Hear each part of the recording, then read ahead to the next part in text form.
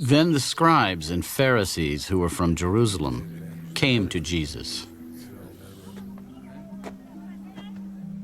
Why do your disciples transgress the tradition of the elders? For they do not wash their hands when they eat bread.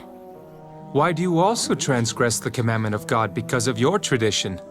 For God commanded, saying, "Honor your father and your mother, and he who curses father or mother, let him be put to death." But you say, "Whoever says to his father or mother, 'Whatever profit you might have received from me is a gift to God,' then he need not honor his father or mother. Thus you have made the commandment of God of no effect by your tradition. Hypocrites! Well did Isaiah prophesy about you, saying, 'These people draw near to me with their mouth and honor me with their lips, but their heart is far from me, and in vain they worship me, teaching as doctrines the commandments of men.'" When he had called the multitude to himself, he said to them, "Hear and understand. Not what goes into the mouth defiles a man, but what comes out of the mouth, this defiles a man." Then his disciples came and said to him, Do you know that the Pharisees were offended when they heard this saying? "Every plant which my heavenly Father has not planted will be uprooted. Let them alone. They are blind leaders of the blind. And if the blind leads the blind, both will fall into a ditch." Then Peter answered and said to him, Explain this parable to us. "Are you also still without understanding? Do you not yet understand that whatever enters the mouth goes into the stomach and is eliminated? But those things which proceed out of the mouth come from the heart, and they defile a man. For out of the heart proceed evil thoughts, murders, adulteries, fornications, thefts, false witness, blasphemies. These are the things which defile a man. But to eat with unwashed hands does not defile a man." Then Jesus went out from there and departed to the region of Tyre and Sidon. And behold, a woman of Canaan came from that region and cried out to him, "Have mercy on me, O Lord, Son of David. My daughter is severely demon-possessed."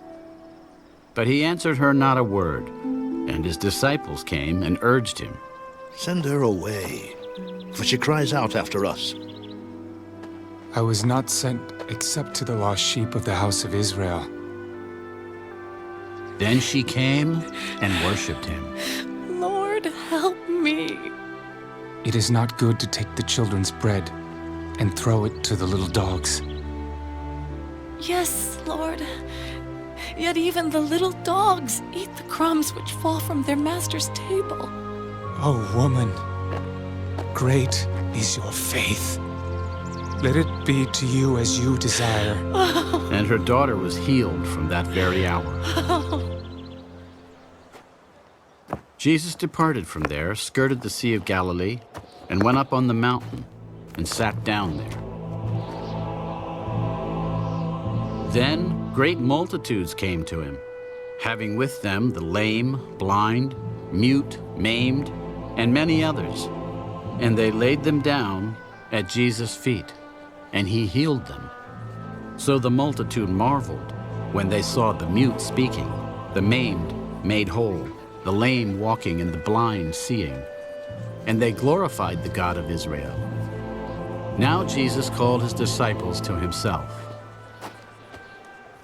"I have compassion on the multitude, because they have now continued with me 3 days and have nothing to eat. And I do not want to send them away hungry, lest they faint on the way." Where could we get enough bread in the wilderness to fill such a great multitude? "How many loaves do you have?" 7, and a few little fish. So he commanded the multitude to sit down on the ground. And he took the 7 loaves and the fish and gave thanks, broke them, and gave them to his disciples. And the disciples gave to the multitude. So they all ate and were filled. And they took up 7 large baskets full of the fragments that were left.